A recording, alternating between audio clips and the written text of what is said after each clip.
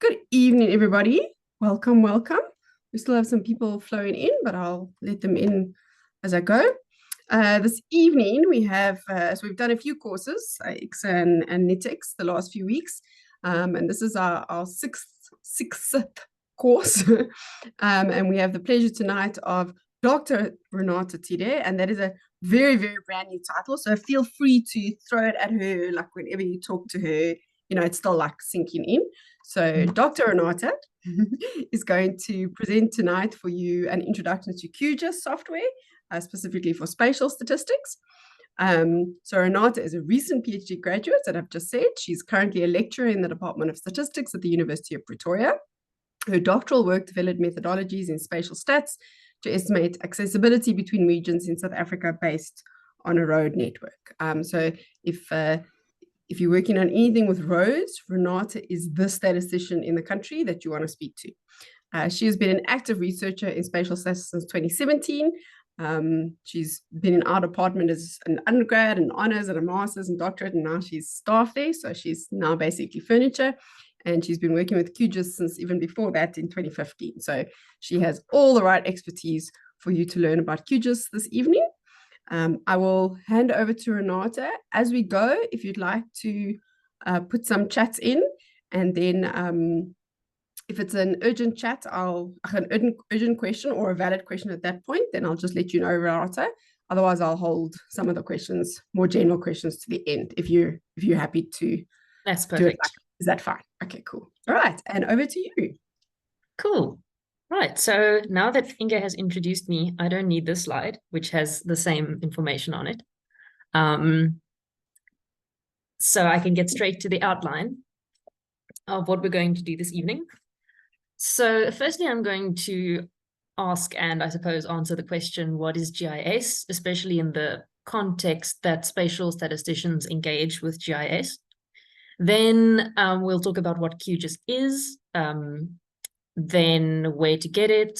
We'll talk about GIS data types, because these are the data types that you will work with in QGIS, and also just generally in spatial analysis.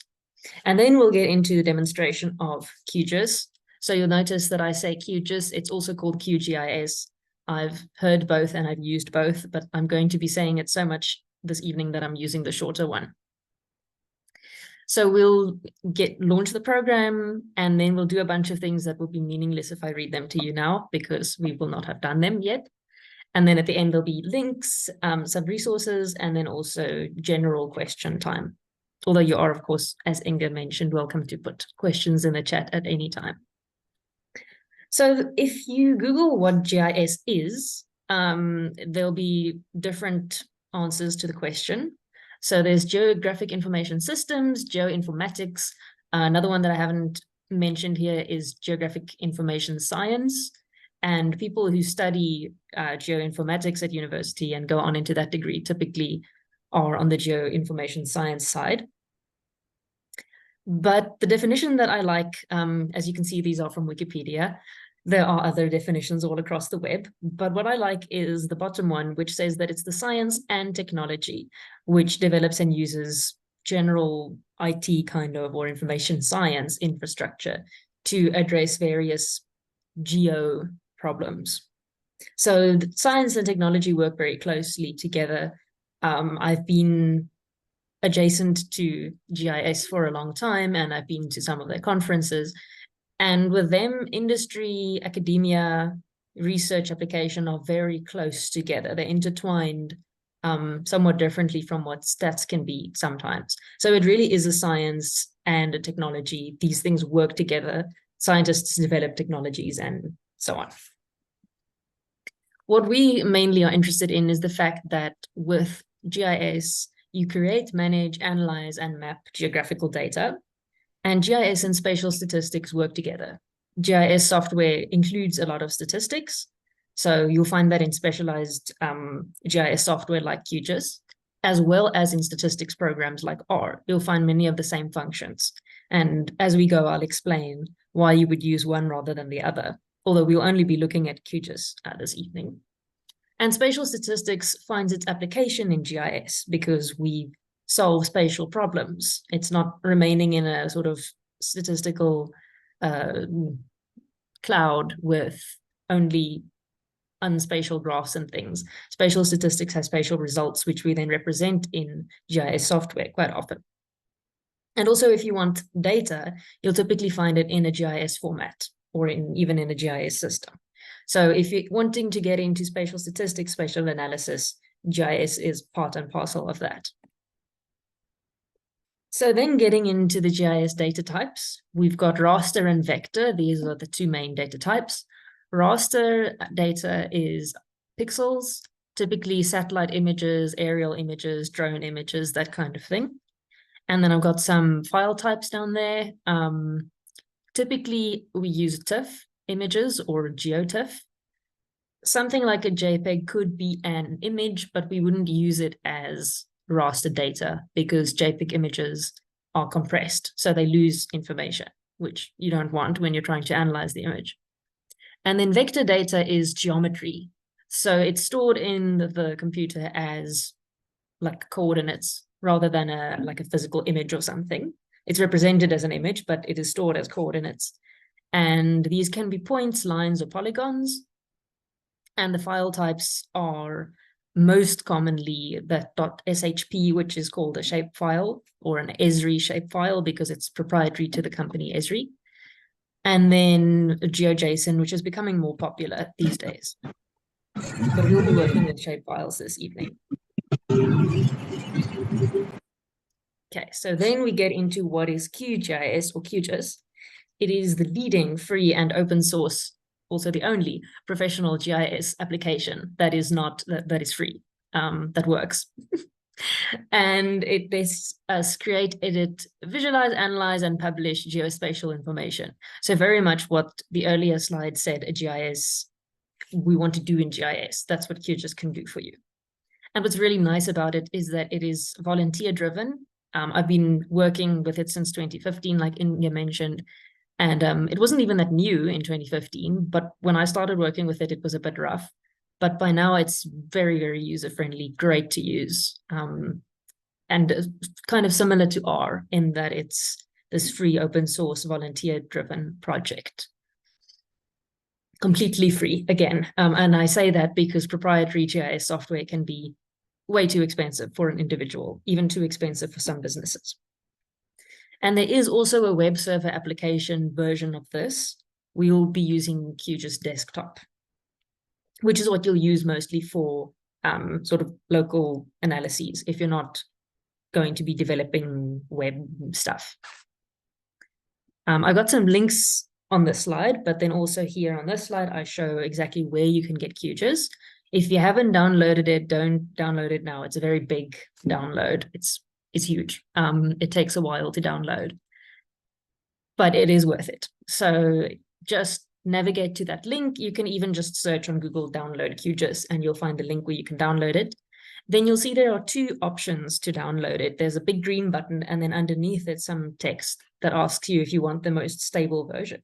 Now, if you download the newest one, that'll be the green one. That's typically fine for everything you want to do. I mean, they don't release a version if it's not working. But if you want to do some slightly more obscure things, then perhaps getting the most stable version is the safest because everything works. In the newest version, you can occasionally find something hidden away that you might want to use that it is a little bit rough. So I typically recommend people to download the most stable version just in case. And it's very easy to install. It's got a wizard once you've downloaded the file, so it basically installs by itself. Right, so now we get into using QGIS. We've got a couple of different things that we're going to go through, and I will be switching between the slides and QGIS itself. So on the slide, I show how you can open it. Incidentally, I'm using, I think, 2 versions ago from the newest QGIS. So if the numbers like this 3.28.5 doesn't match up with what you see on the website, that's completely fine. The functionality for like 99% of what you want to do with QGIS doesn't change that much. So it'll be exactly the same. Can you see QGIS, Inga?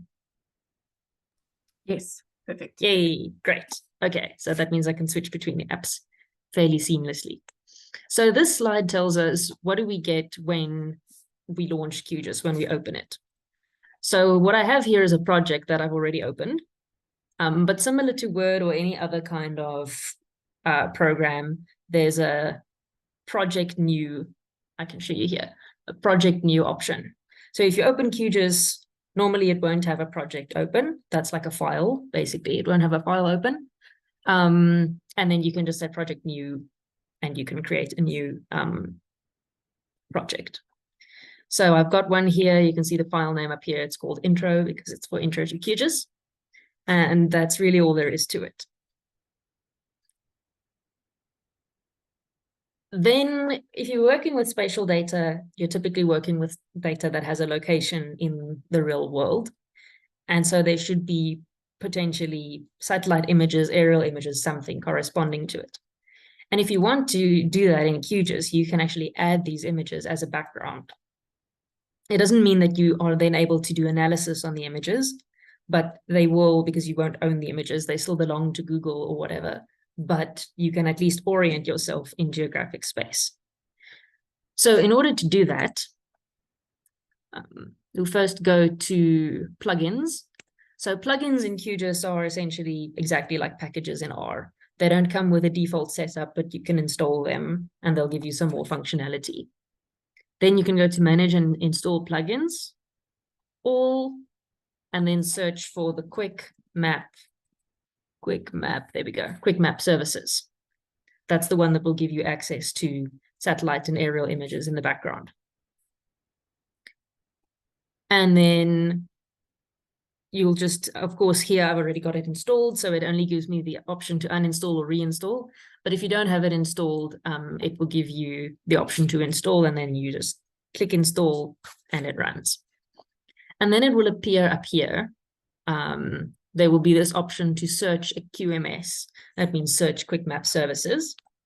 When you click on it, it will create this it'll pop up this little layer window thingy on the side. And there you can search for any kind of data that you want. So if we want to search for Google, for instance, it might take a while to search, but it should bring up a bunch of different things, even things that don't have Google in the name, if perhaps they belong to Google. There you can see Google Maps, Google Roads, Google Satellite. The one that I like to add most is Google Satellite Hybrid. And you can just click there and it will add it. I've already added it, and I will just make it visible here. So Google Satellite Hybrid essentially gives you the satellite images with Google Maps on top of it.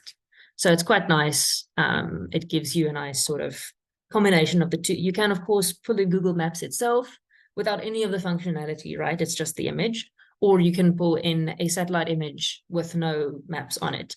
But I like this one to start off with, to just give me a sense of what the situation is like on the ground, wherever the data is that I'm analyzing it.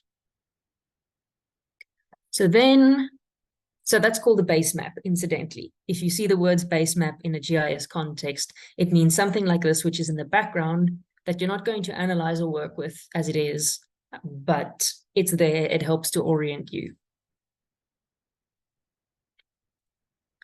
Right, so once we've added a base map, we now might want to import our own data. And I will have some data ready, and I'll show you how to do that. So you can go and add vector data and raster data by using these like buttons, some new vector, new shapefile layer, importing vector data, or whatever. But you can also just import data yourself. And you won't be able to see all of the windows that I'm opening now, but I'm just navigating to my data set.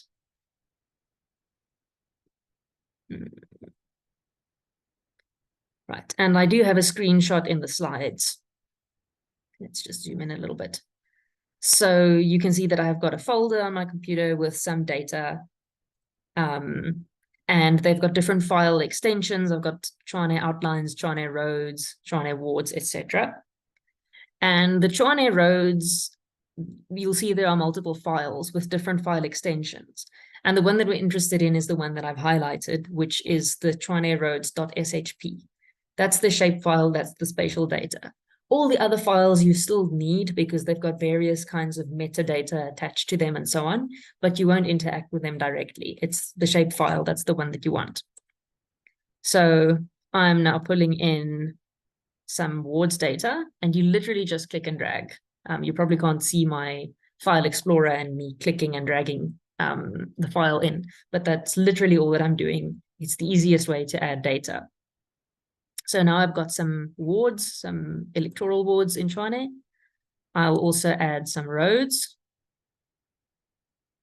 This is all freely available data from various sources. I believe the wards data is from StatsSA, and the roads and also the points of interest that I'm about to add are from OpenStreetMap. So it's all, there's a lot of nice spatial data that is publicly available, because it's all anonymized and, you know, safe to use. And for those of you who are doing research, it's very easy to get ethics approval for using this kind of data, because there's no way it could, you know, endanger anybody. Right, so once we've imported data, I now need to get to something that's really important, which is projections. And that's just like super, super important in all of spatial data and GIS in general. So all GIS data comes with a coordinate reference system, we call it a CRS, that places it somewhere on Earth. And the CRS can be unprojected or projected. And knowing the difference between these two, unfortunately, for anybody who didn't like geography, it's coming back to haunt you now. You do need to know the difference between these two to ensure that your data displays correctly. So unprojected CRSs, they are like the globe on the image there on the top. And the coordinates of an unprojected CRS are given in degrees, like longitude and latitude. That means that distances are also calculated in degrees. And that's not great if you're trying to do some kind of analysis with, let's say, distance, 2 kilometers. Well, what's that in degrees? Nobody knows. But the advantage of it is that the same CRS is applicable anywhere on Earth. So if you're doing some analysis that doesn't involve distance, but that involves data on like different continents or something, then that could be a fair option. Most of the time, however, like 99.9% of the time, you'll want to work with projected data. And that means that coordinates are given on a flat surface. And the image on the right basically just explains different ways that data can be projected from the globe onto a flat surface. There's always distortion. That's just part of life.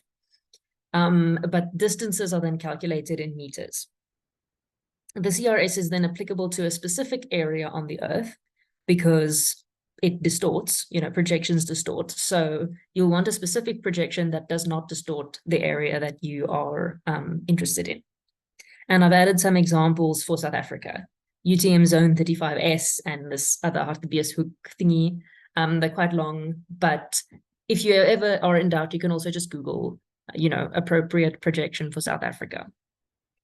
And it's also important to check that data is projected if you want to use your data in something like R or other software, because sometimes they have requirements that it needs to be projected and they'll give you an error if it's not. So that's just some geographical background that's unfortunately required. And then we can look at the projection of our data set. What I've got here is a screenshot of the file itself. It's basically just found by, in the case of the wards, for instance, double-clicking on it and going to this information tab. Right, so I'll just go back to the PowerPoint because I've got some nice notes that I made on it. And you'll see under all of the information that's given to you on the file, there's also a coordinate reference system or CRS information field. And it explains there which CRS it's using and also the units. Right, so whether it uses latitude and longitude or not. So here we can see that this particular data set is unprojected. And we will get to how to project it later on in this course. So that's just something to note. That's something that should be part of your exploratory data analysis. If you put it into R, it will also tell you what CRS is being used. So that's some important information that we'll come back to a little bit later. Okay, so then something that's really important in QGIS is to work with layers. So layers are the different data sets, essentially, the wards, the roads, the points in this case, and also the base map, that's also a layer. Data is always stored in layers, and we always have one data type per layer. So raster, for instance, the Google satellite hybrid, polygons like the wards, lines like the roads, and points like the points of interest. And the order of layers in the layer pane determines the display. So going back to QGIS,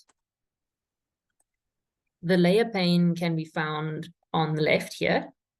If it ever goes missing, like that, you can go to View, Panels, and in there, the layers, and then you can bring it back. So don't worry, it's not gone.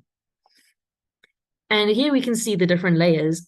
And what's important is two things. So firstly, whether it's ticked or not shows whether it's visible or not. So if you can see that you've got some layer in here that's not visible on the map, it's probably because it's not ticked or because something else is on top of it. So we always have base map at the bottom, then polygons, then lines, and then points in that order, because that's the order in which they're visible. It's not something you would need to memorize. It just makes sense. Because if we move the wards above the roads, okay, the roads are not that visible anyway, let's move it above the points, then you can't see anything. You can see these little points. If I zoom in, you can see there are these little points peeking out from behind the wards, wanting to be seen. They are there, they are visible, the wards are just on top. So then you just click and drag, and it will go back to the way that it should be. That's all I really have to say on layers, but it's important. It seems like a silly thing, but if you're doing something stressful or you're worried because you have a deadline or this is a new program and suddenly your data is invisible, it is quite a shock, I can tell you. So just remember to look in your layer pane. So then once we have imported some data and we know how to display the data in terms of the layers, we now want to look at the attributes table. The attribute table is essentially a data frame or spreadsheet kind of data structure that's associated with a shape file. And you can work with it separately in R, for example. So the way that we access the attribute table for any layer, so every layer would, especially vector layers, will have their own attribute table. So you would right click on it and then simply open the attribute table. And I'm now opening the attribute table for the points of interest. And we can see some of the attributes or, well, things associated with a point. So it says here, for instance, the name of the point. We've got different kinds of shops and banks and things. The amenity, whether it's a bank or a restaurant. If it's a shop, what it sells, and so on. There's a lot of empty data here because this is from OpenStreetMaps a few years ago. So it's volunteer collected data. So it won't always be super complete. But the important thing is that we have the points. And then also this OSM ID, which is specifically something you'll find on OpenStreetMap datasets. And the same thing with the roads, for instance, when it loads. So we've got some roads, we've got what class they are, whether they're, for instance, residential, service roads, tertiary, and so on. I know a lot about roads after my PhD, much more than I ever wanted to know. And then it also gives us the name and things like that. And then lastly, we'll look at the attribute table of wards. And here we've got the perimeter and the area of the wards, and then some very useful information, which tells us, for instance, what municipality it's in, what province it's in, what country it's in. That's kind of obvious because all of this is in Gauteng. But if you're doing a slightly larger analysis and you want to do something only for the wards in Gauteng, then you could select them using, you know, the province name. Renata, Yes. it doesn't open the attribute table when you. Oh, apologies. Well, it kind of looks like the one on the slides. There we go. Yeah. So for the roads, as a third window. So then obviously. Oh, okay. Yeah. Okay. Okay, great. So for the roads, at least that one is visible on the slide, and the points are very much the same, very much same situation. It just has some other things like the name of the shop or whatever, and the wards has things like province, which tells you which province the ward is in. Okay. So then once we've looked at the attribute table, here we go, we can look at inspecting and selecting features. So QGIS has got some handy ways of finding the exact, the information on the exact feature, so line or polygon or point that you want to look at. And that's something that's quite useful. I did mention in the beginning, I would explain in what contexts QGIS could be more useful than something like R, for instance. In certain contexts, other times R is better. But for this kind of thing, if you want to identify something specific that you can see, as far as I'm aware, there's no way to do that in R, at least not simply. In QGIS, it's very simple. So let me just move Zoom's control bar out of the way. There we go. Okay, so then at the top, there is this identify button. So it's the mouse button with the little eye next to it. There we go. And then if we zoom in and let's say we want to identify this pink point right here, we can click on it. Okay. Because I had the ward selected in the layer pane, it thought that I was asking it about the ward. So it's giving me all of the information here about what province it's in, what country it's in, and so on. But I actually wanted to know the point. So I'll click on the point that I wanted, which I believe was this pink one. It will highlight it, and then it will tell you what its name is, what it is. Okay, it's a survey point, so it's not a shop or anything. Maybe if we click here, we'll see, okay, this is a parking space. This point of interest here is a post office, and so on. That's quite useful. And then selecting features is another very useful thing. Again, as with the identification, you want to make sure you've got the right layer selected. And then you can click on the feature that you want to select. So if I click on that point, for instance, it selects a yellow point there. It can select another one. You can also click and drag and select a bunch. And the reason this is important, we'll get to it in more detail a bit later as well, but you can specifically do analyses on the things that you selected. So if you only wanted to do an analysis on the points over here, then you can simply just click and drag, select them, and then perform an operation on those points. So that's quite useful to know. Another thing which you won't see here, but I'll open the attribute table and then I'll take a screenshot. So if, hold on, it actually shows up on the attribute table as well, which is quite nice. Let's see.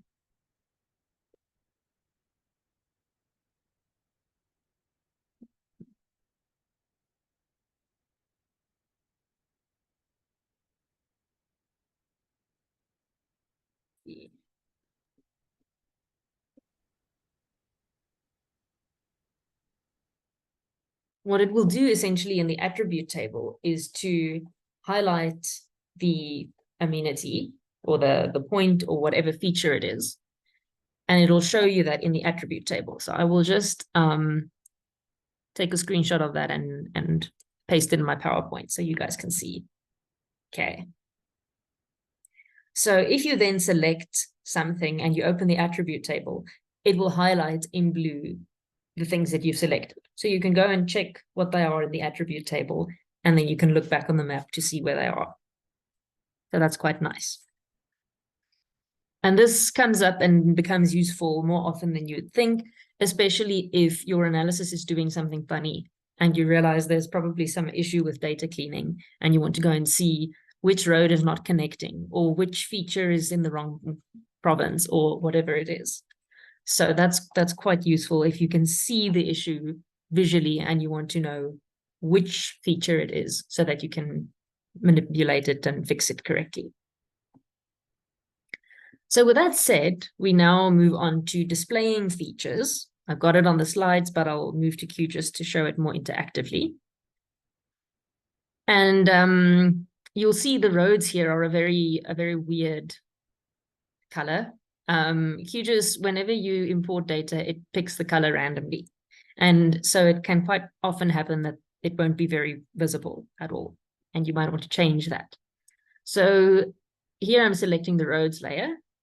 I then double click on it, and I don't know if this is now visible. It's probably another window, but it will open up this, the same thing that we used to look at the information to see what the CRS was.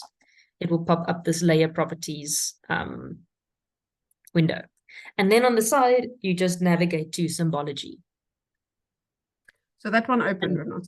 That one was. Oh, did it open? Yeah. I don't know when. I don't know what does and what doesn't, but that one's open. We are now learning not only how to use QGIS, but also how to use QGIS in the Zoom context. So that's very useful. Okay, so this one opened. So we can then go to symbology there. And then here at the top, you'll see some different options like no symbol, single symbol, categorized, and so on. For now, we just want to change the color. So we leave it at single symbol. And here we can change the color. So you can change it to anything you like. Maybe something kind of more orangish, reddish will be visible. And then we could click on apply. And there we can see that the roads are now more visible.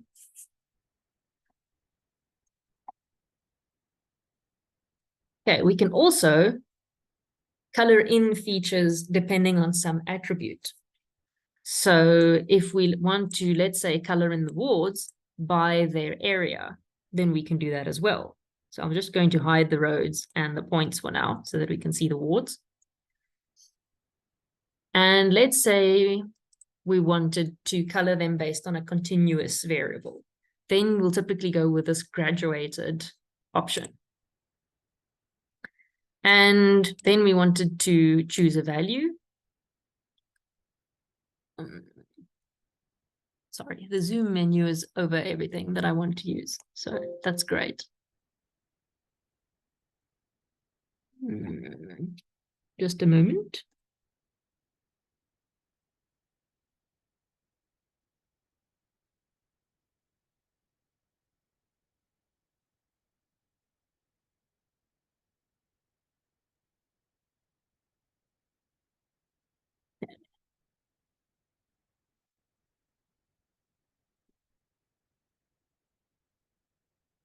This graduated.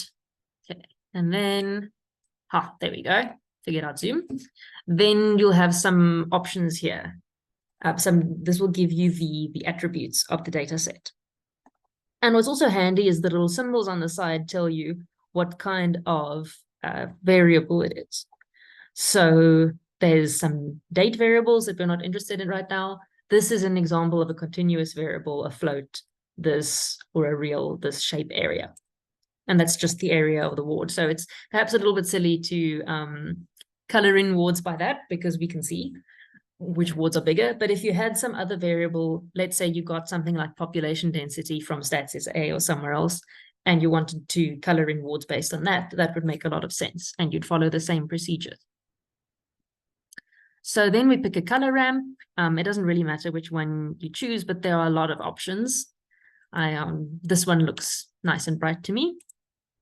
So then there's different ways that you can modify this, a lot of options for you to change exactly how it will color it in. But I'm just going to stick to the default options for now. Then I click on classify, and it groups it automatically into 5 classes there, which you can change if you want. And then we click on apply and OK. And there we see that it has colored in the wards by area. The smallest ones are this light yellow, and the biggest ones are bright red. So that is very handy if you've got some other continuous variable that you want to display. And this is incidentally called a choropleth map. So anything that sort of shows an aggregate value for an area in colors is that's what I understand to be a choropleth map. Then we can also, there we go, I showed it on the slides. And then we can also change the color of something based on some other attributes that's perhaps not continuous. So I'm going to change the wards back to being a single symbol. There we go, single symbol. And let's just take it back to that sort of green that it was. That's visible enough. Great. Then let's look at these roads. Now, obviously, there's a lot of roads. And when we looked at the attribute table earlier, we saw that they have different functional classes. So, for instance, residential, major roads, and so on. And something that was very relevant for me in my PhD was to see which roads are highways, which roads are residential, and so on, because that affected the analysis. So now if we go to symbology for the roads, here we can change it to categorized. Then we select the value, and the one that we want here is this functional class. It's a string, as you can see. Then you click on classify, and this time it picks up automatically all the different unique values in this data set.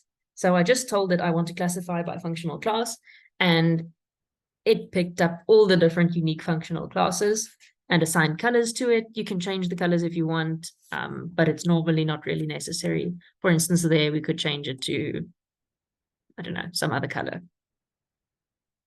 And then you click on apply. Okay.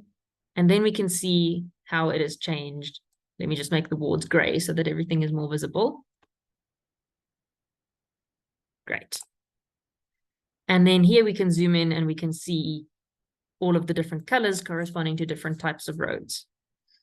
And since we've now got multiple colors associated with the roads, a little arrow will appear on the layer menu. And if you then expand that, it will give you the colors for the different roads. So you can actually see that, let's say, a path is the sort of reddish color that we find over here, which makes sense. We can see from their shape that they are probably paths. And we also see that these sort of minty green ones are residential, not residential, secondary and service. The residential ones are pink. So that's quite handy, because sometimes what would happen in my analysis is I would say select a bunch of residential roads and suddenly they wouldn't be connected to anything. And then it would turn out that I'd assume that, let's say in this example, perhaps I'd assume that this light pink road was residential, but it's not actually classified as such. And then you can see, okay, well, suddenly these residential areas don't have a connection to the world anymore. And then you need to go and include that other road. So that's quite handy to do as well.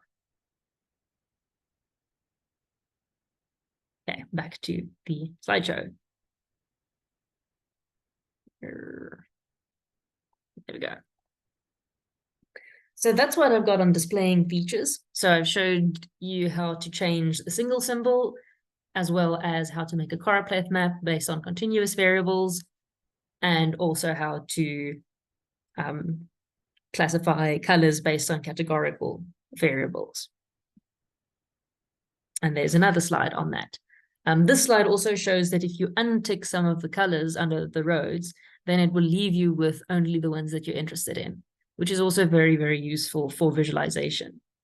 So up until now, you can already see the power of QGIS for exploratory data analysis visually in a way that you can see, which is something that can be a bit of a struggle in R, because R needs to process all the data every time it displays, whereas QGIS has got a lot of clever data space processing, saving algorithms running in the background all the time. So it's a lot faster.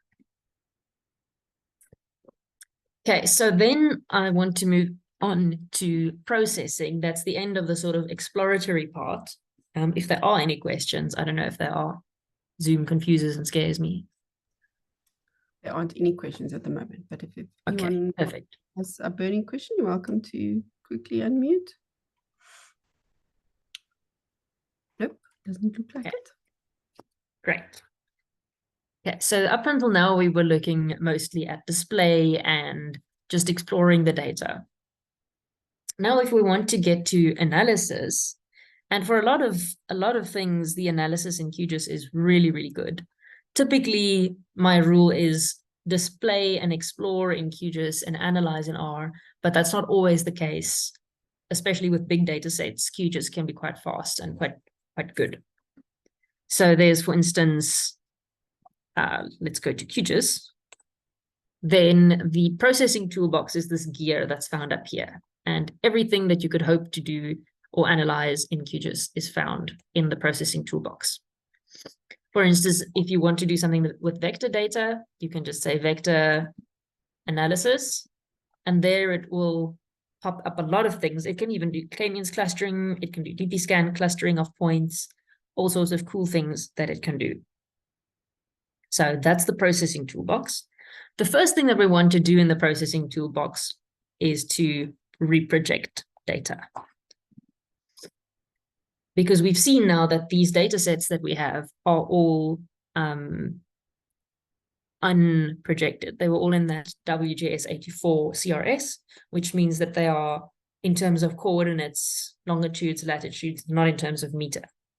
So if we want to reproject a layer, we go and search in the processing toolbox and find the reproject layer option. Now, is this one visible or not? The reproject layer window.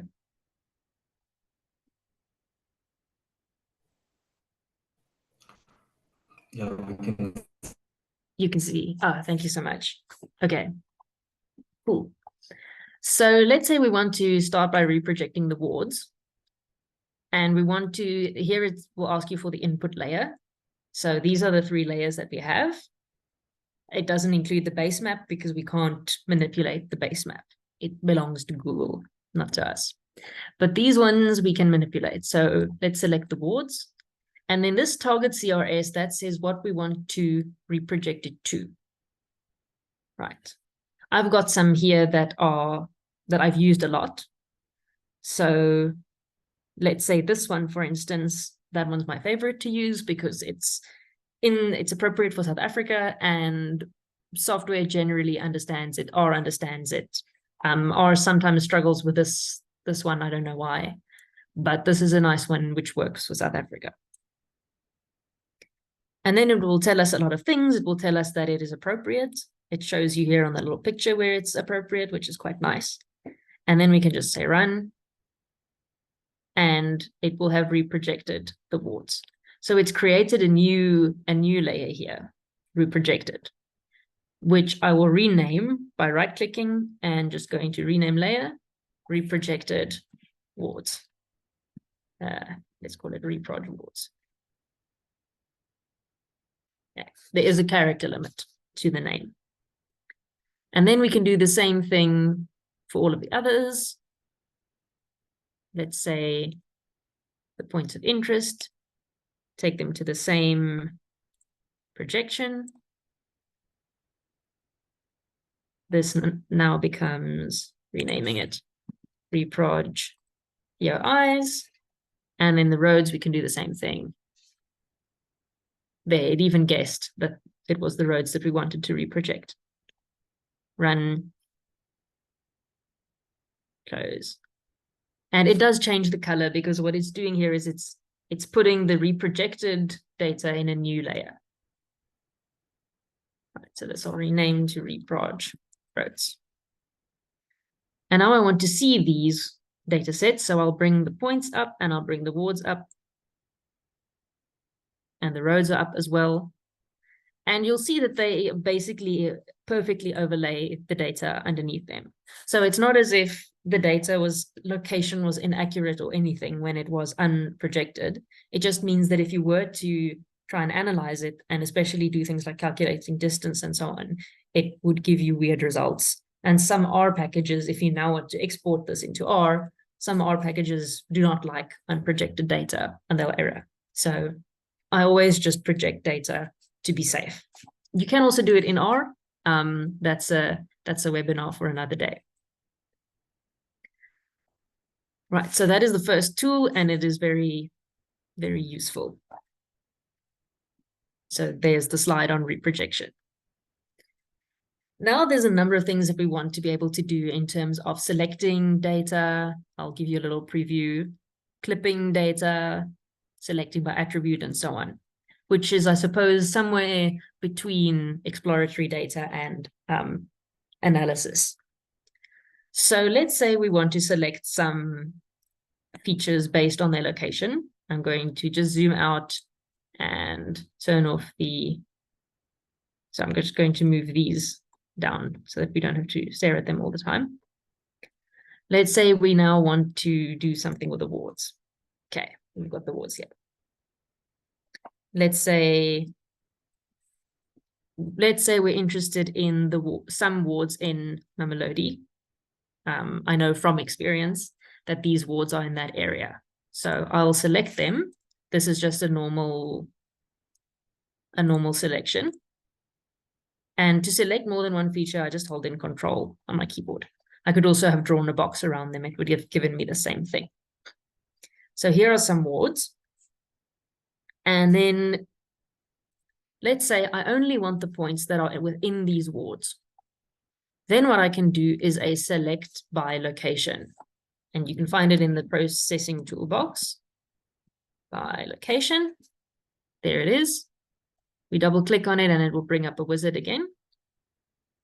And here it's asking, okay, select features from what? Now I said the points. So we select features from the points. Whether the features do something, the features in wards. So we want to say are within the features in the wards, only the selected features. And then we run that. And when we close it, we can see that these points are now all selected. They're yellow. That's how QGIS indicates that they are selected. So that is quite useful if you wanted to perform some analysis on these points or just wanted to see them. Now you know exactly where they are. We know that these pink ones on the edges are not within the wards that we're interested in.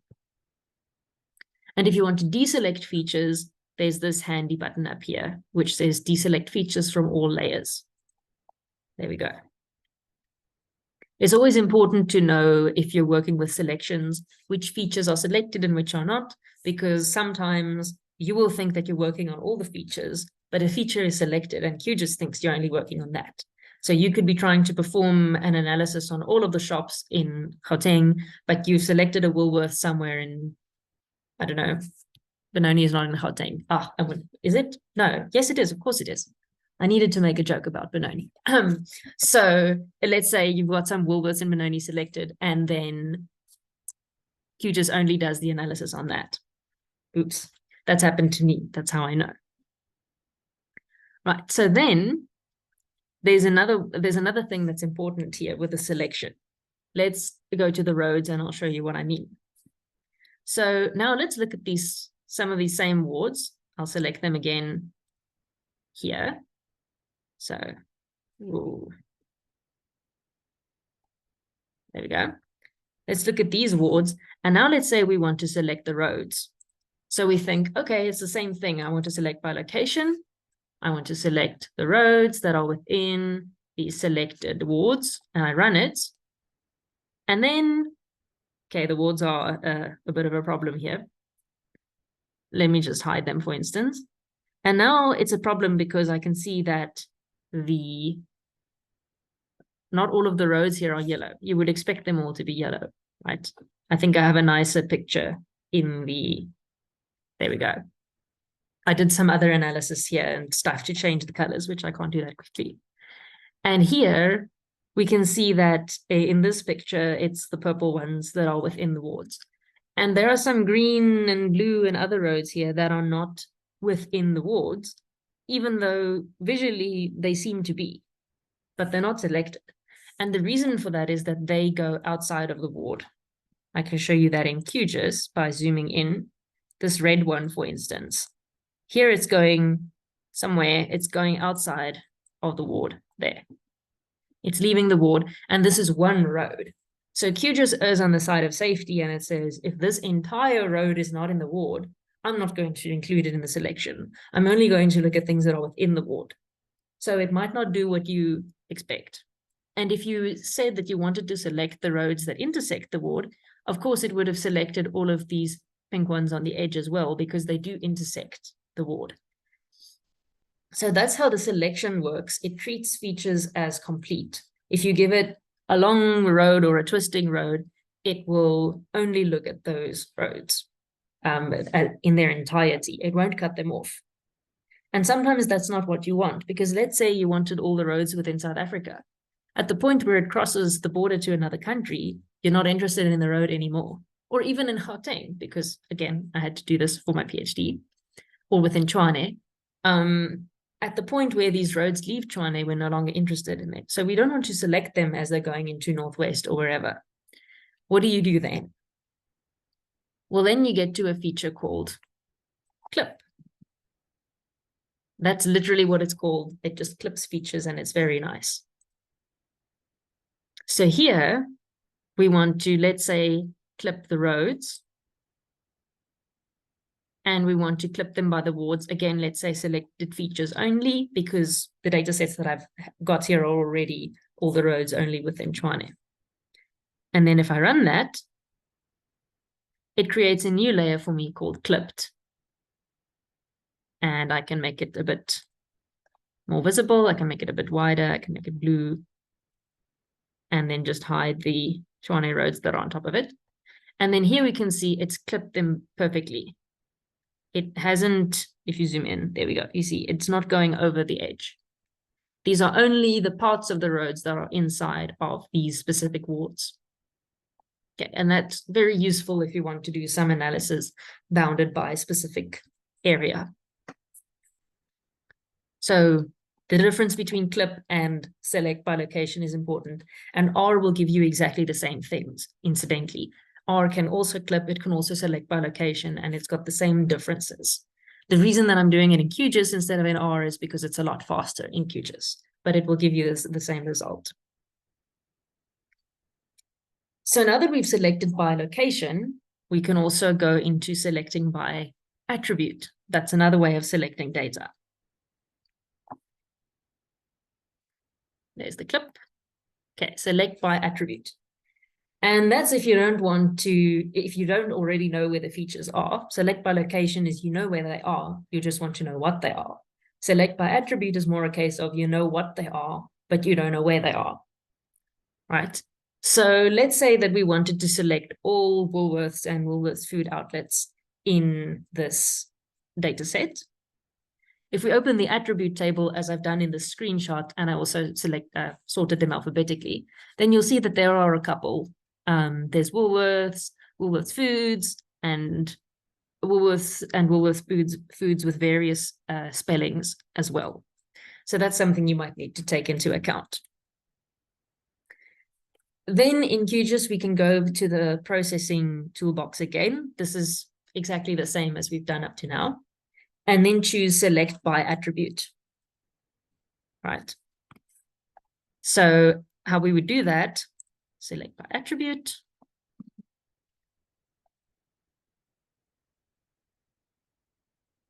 And the input layer would be the points of interest.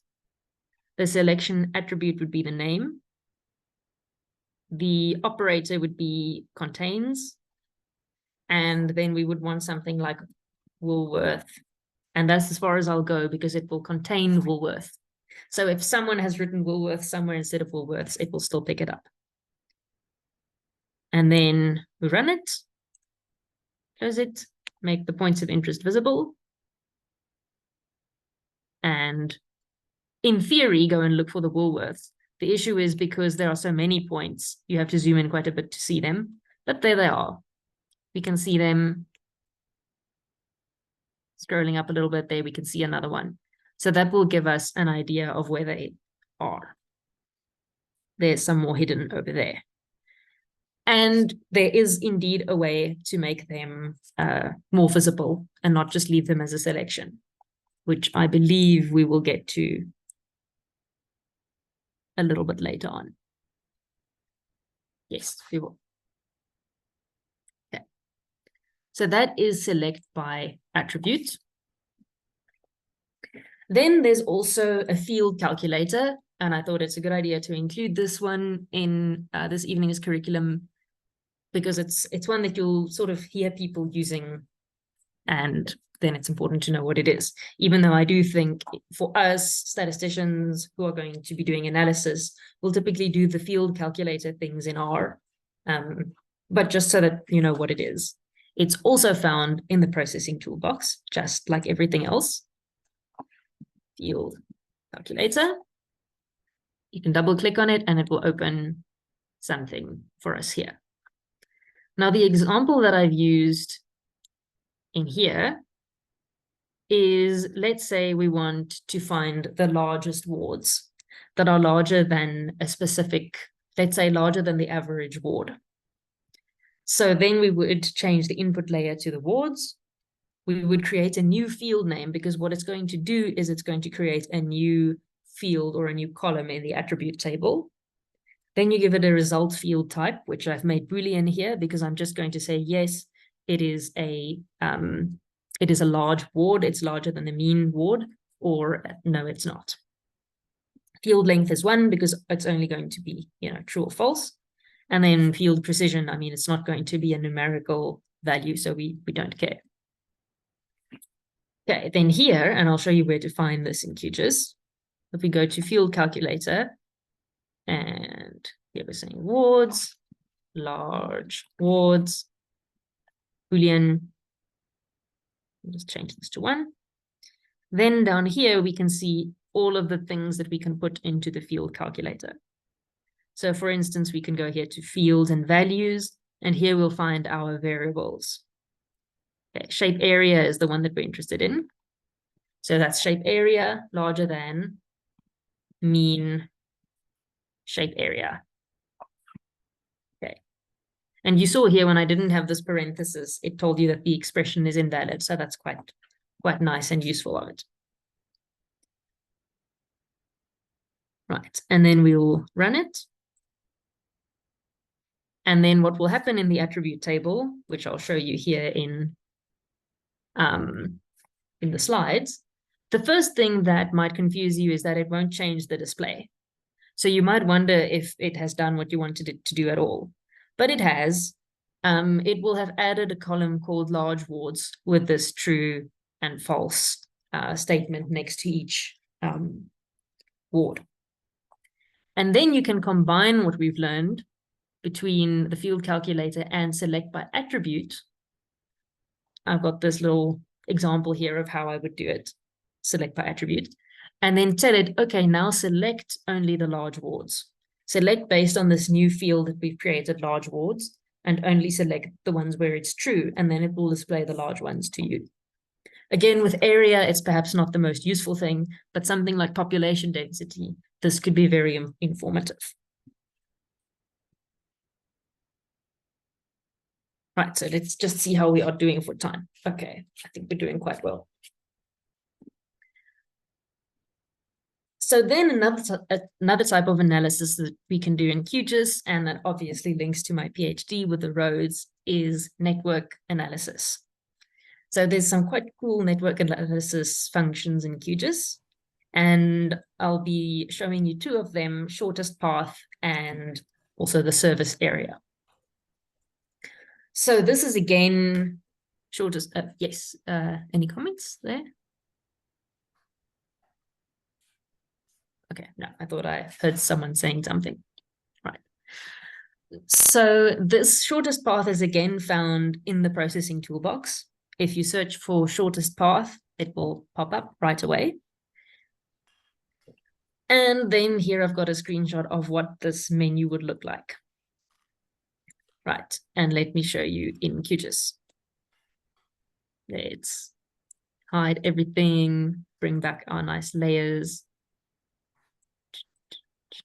There we go. And deselect everything. Right. I'm going to hide the wards as well because I want to be able to see where where I am.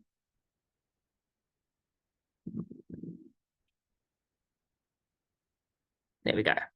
Okay, so here's the University of Pretoria campus, for example. And let's say we want the shortest path from a point to a point of walking from one end of campus to another. Then we now need to choose the vector layer representing the network. QGIS is quite smart. It will only give you lines, layers with lines in them. And here we want to use the projection, the reprojected roads, because these projected roads will give us distance in meters because we're interested in distance. It will still work with the other one, but the distances might surprise you. So here we want to calculate the shortest path. Now we want to get it from a start point to an end point.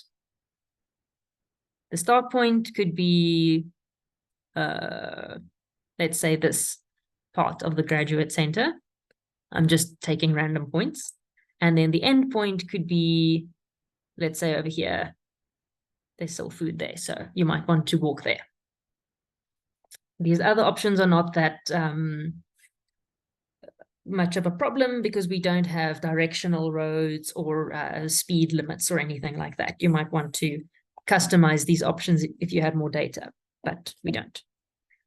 And then we click on run, and it will sometimes take a little bit of a while to run because it is looking at all the different ways to walk from this one end to the other using the roads. So we will just let it run.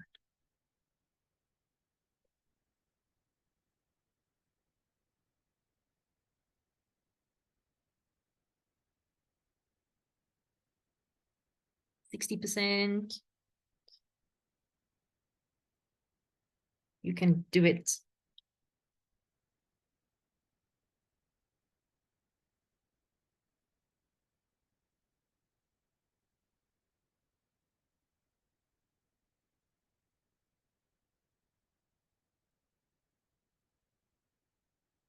Great. Okay. Now we can close this, and it has made this new layer called shortest path. Now it's not very visible, so we'll make it some kind of bright color. And we can also make it thicker here where it says width, apply. And then what we also need to do is make sure we move it above the Tshwane roads data so that it is visible on top of the roads. And here we can see that it has chosen the shortest path. There we go. It's not very unsurprising. It is probably the path that I would have walked, but it's not a very complicated road network. So that is quite useful. And shortest path calculations are like the bread and butter, the skeleton of network analysis. So it's quite useful. Then we might want to, this example in the slides is a similar example. Then we might want to look at something called a service area. That's also very useful in network analysis. And a service area is basically area that is accessible from a certain origin. So the example in this slide is, for instance, from the Gautrain station in Hatfield. What's everything that's within walking distance? And walking distance is typically defined to be up to 2 kilometers. So let's now go into QGIS and pick some random point and see what is within walking distance of this point. So I'm going to hide the shortest path. And then let's say, sticking with the example of UP, what is all within walking distance of this sort of main entrance situation? So we can do that by going to service area. So we want, this is again under network analysis, but you'll find it if you search for service area. And the one that we want is from point because it's from a location. We check that we've got the correct vector layer representing the network. We want the shortest path. The start point needs to be here somewhere at the main entrance. And then this is where the travel cost comes in. This is where it's really important to have the data be projected. Because if you were to put something in here thinking that it was meters and it was in degrees, that would be a big disaster because it would be completely the wrong value. So let's put in 2000. I believe this is meters. Hope I'm correct. And then we will let it run. And we're hoping to see something similar to the slides. And again, if you had other data, there are also options in that service area to add something like speed or perhaps traffic data, or whatever other information you had, whether or not roads are one way. But especially with data from OpenStreetMaps and generally freely available data, you won't have such specific things like traffic or anything like that. Believe me, I've had to look for traffic data. So the sort of default options will usually suffice, unless you've got some special data. And there, it's created service area, which we can again make a bit more visible by just changing the color. Let's make it a nice bright orange, make it a little bit wider. And there we can see that these orange roads, let me hide the points. This is all within walking distance of the main entrance of the University of Pretoria. Of course, it's got a lot of entrances. So if you live outside of these roads, it doesn't mean you're outside of walking distance from the university, but you would be outside of walking distance from the main entrance. And that is, of course, very, very important information if you want to look at something like the service area serviced by a police station. You know, around the university, you want to make sure that the reses are all within walking distance of a police station. And you would want to make sure that if you're putting up new accommodation, it should perhaps be within walking distance of campus, if it's student accommodation, and so on. No one ever thinks of staff accommodation. It's very sad. But students get everything. So. And that's basically what I wanted to say about the analysis in QGIS. The last thing that we want to do, which is very important, is to export features into shape files that you can then open again in QGIS, in other projects, or even in other software. So to export features, you just right-click on the layer, and then you go to Export and Save Features As. So we'll do that one. And now let's do it with, let's say, the reprojected roads. Or even service area, because this is now a new thing that we've created. So now we right-click on this and say Export, Save Features As. And then it will bring up some things here that it wants to ask us about. So it wants to know about the format. It will give you a lot of options, even that GeoJSON that I mentioned earlier, but I'll just stick with shapefile. Then it asks you for a file name. You'll click on a button. I don't think you'll be able to see the save options, but it's just like saving a file in any other program. It will ask you to, choose a location and give it a name. I'm just calling it service. And then it will ask you for the CRS. So here it's suggesting just like the general CRS that the project is in. We could also save it in this projected CRS. The other options are not really necessary to care about. And then we can click OK. And it will export. And there was an option at the bottom which said add a saved layer to map. And that was ticked by default. So once you've exported data, it will also appear again in your project. And something I need to mention at this point is these little bug-looking icons on the side of some of the layers. These are temporary scratch layers. And they are the result of operations that we perform within QGIS. And they will be deleted if you leave the project. And they do warn you, if I were to now close this project, it would ask me, it's going to delete these layers. Is that okay? And then you can always say cancel. So if you have these scratch layers and you want to use them in future, then you have to export them because it will delete this service area lines one, but it will keep this service. That will be safe forever. Even if you delete the project, the layer, the shapefile will still exist. Okay. And now what we can also do is to export only the features that are selected. So that is super useful. Let's say, let's go back to the wards. And let's say we only wanted to select, well, in that example that we did for the points of only the Woolworths, or here maybe only these wards again, then you can select the wards that you want. Let me select the right layer first. That's perhaps a lot, but let's say we wanted these wards for whatever reason.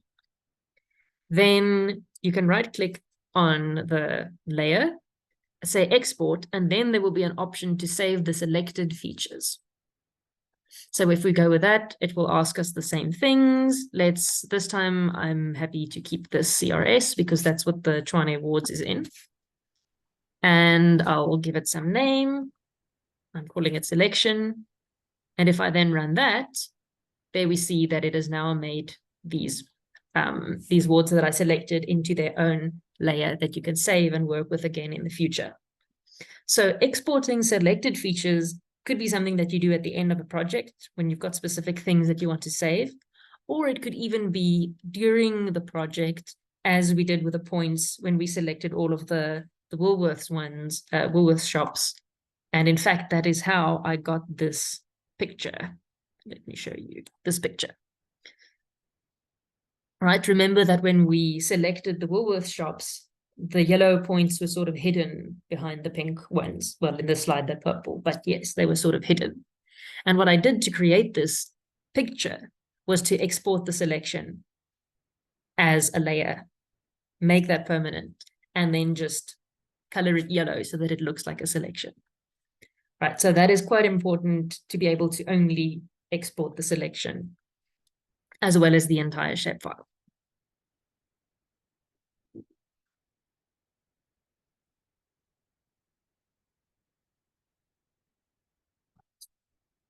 So with that, that is my sort of crash course in QGIS for spatial analysis. There are more links and resources. I'm happy to share the slideshow afterwards. And there's official training material from QGIS. Again, everything is free because this is a fully free open source world that QGIS is in. And of course, there's lots of really useful things on YouTube, Stack Exchange, and you can even ask ChatGPT with caution to help you out with QGIS. And that is it from my side. Any questions? Renate, there was some questions. Well, one question. I think it's probably answered in the chat, but I said we'd leave it till the end. So Ben asks, I think it was when you started pulling in the maps there, I didn't see what keywords you used to search for the base map you added in the beginning. He's tried South Africa, Tshwane, Pretoria, but returned no results. So maybe you can just show that again. So it didn't give a specific location. If you put in Google Satellite Hybrid, it's the whole Earth. So if I managed to find it if you look down after the question. Oh, okay. Did you find it? Okay. Perfect. Yes. Right, perfect. Okay. And then one question, is it possible that you can do, since I see we still have time, maybe if we can do a brief on how we can perhaps create like a complete map where we can include some scales and then north arrows, and so is it possible to do that? And also when you export a file, is it possible to export everything and then that you'll be able to show as a map instead of exporting each layer individually? Okay, so for your second question, no, you would have to export each layer individually because they are separate, like, they come with their separate attribute tables and everything. They are like something like a data frame in R. There wouldn't be a way to like concatenate them and export them. You can make maps in QGIS, but I will say rather make your maps in R if you can, because it's really frustrating. Unfortunately, that's one thing in QGIS that isn't really to my liking, is the map maker. I think it is is it under project? Yeah, so you can do that with this new print layout thing under project, and then it shows you something like this. But I'll be completely honest, I've been working with QGIS for years, and I still find this actual map maker to be quite frustrating to use. So I would say what you can do is, if you just want to something like this, to include this in a presentation without your north arrow and scale bar, just take a screenshot and save yourself some pain. Otherwise, do it in R with the SF library. That's how you can read in spatial data. And then with ggplot, just standard ggplot features. And it will do things automatically that you will struggle to do in the QGIS map maker. Like, it will automatically bring in the graticule, the longitude and latitude, and so on. So it's ggplot is the way to go, in my opinion. But you are more than welcome to play around with a print layout and maybe ask ChatGPT what to do. All right. Also, does this then mean that we would struggle to also perform some kind of multivariate analysis? Let's say we want to create a map that is unified in terms of multiple parameters, just to show perhaps like a map showing continuous data, like, but based on multiple parameters that we of interest. I'm not sure. So that depends.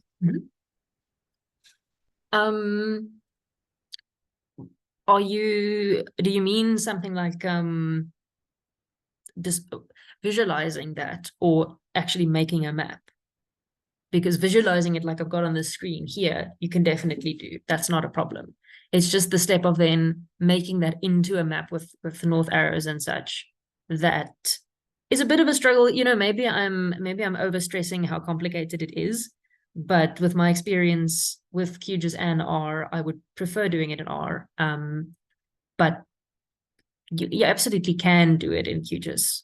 It's just going to be, in terms of creating a final map, a bit of a struggle, in my opinion. Okay, yeah, because I was just trying to figure out how that might compare with perhaps using another software like ARC. But I see even in the question, someone is asking a related question: is there any way to get elevation data? You see, let's say in situations where you want to plan for a particular settlement, you'd want to analyze for data, for elevation, or perhaps like if a place is prone to floods, soil types, things like that. Just an example. So to try and see if we can create a map that unifies all these characteristics. Oh, yes, 100%. No, you can definitely do that. That is really what QGIS is for. So it will do that whole analysis for you. And then, like I said, to actually produce the nice map with the north arrows and stuff at the end, it's certainly done in industry and in academia. It's just, like I said, at that point, I would potentially prefer R just for the final, the final production of the map. That is my preference, though. But I'm not, because the print layout map maker sort of frustrates me, I go to R, and so perhaps I'm not the best person to ask about making the map inside QGIS. Maybe someone else will tell you that it's easy and I'm just doing it wrong. So I think the difference, Renate, is that QGIS is built to be a click, whereas R is you have full control over everything. And I think because us as statisticians work in R, and we like to, from first principles do things, that we feel just more that we can make the map exactly like we want it in R. Yes. I think it's important. Yeah. Okay, there's another question here from McDonald's. Okay, so the first question was from Stefan Jonker. He said, is there a way to get elevation data? So I replied and I said, you can just download it, but maybe it's already available in your plugin there. And then a follow-up question is it possible to get elevation data using lat and longitude coordinated? So your answer is completely correct with getting the data. So it is in the quick map services, but it's not the data. It's just the display. If you actually wanted elevation data that you could work with and analyze, just go and look for it. I'm sure it's not secret. There will be elevation data on the internet. And to get latitude and longitude coordinates, specific areas for the elevation data, that will again depend on where you're getting the data from. So QGIS itself doesn't come with any data. It shows us the base maps, and these wards and roads and points that I've got, I had to go and get them externally from OpenStreetMaps or, you know, other sources. I don't remember where the wards are from. I think it was from StatsSA. So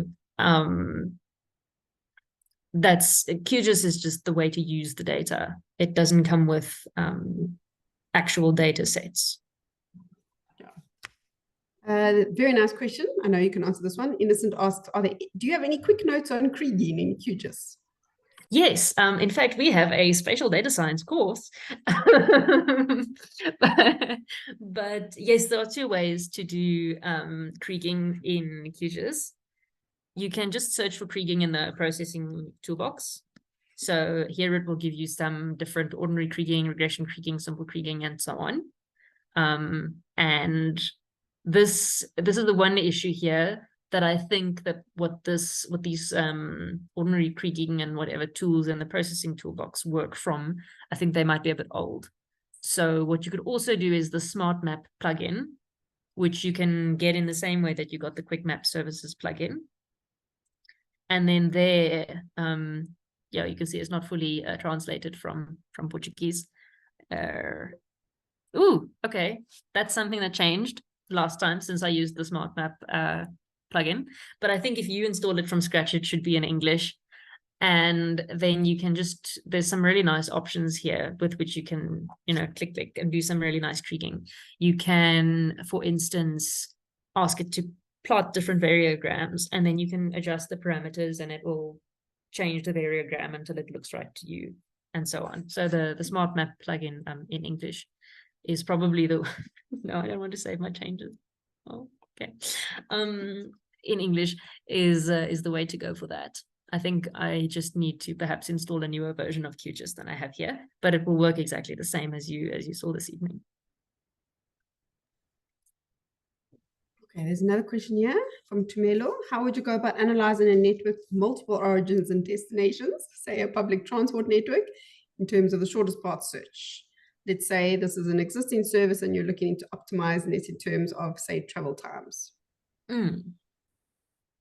So what I would do is one of two things. So the one is here in this shortest path.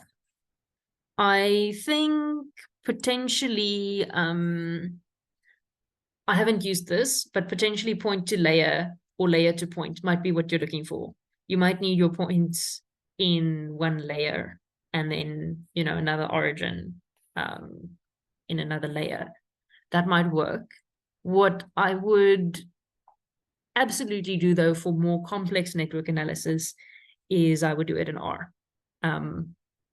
But that's my preference. Again, as statisticians, R does give us more control. So I would use R, SF Networks library. Yeah. Agreed. SF Networks is the way to go. Yes, yes. I don't think there aren't any more questions we haven't answered. Anyone want to add a last question? Welcome to unmute.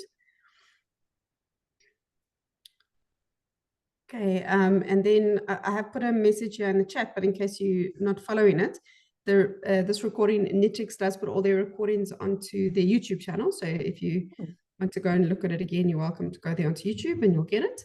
And just to say from our side, this is our 6th course. We have in 7. So next Thursday, there'll be a last course with an introduction to GitHub, if you are involved in anything like that. So don't miss out on that one. Okay, there aren't any more questions. So thank you, Renate. Really appreciate your time. There's a thanks in the chat there for you. And I hope everyone has a lovely evening and hopefully see you next week.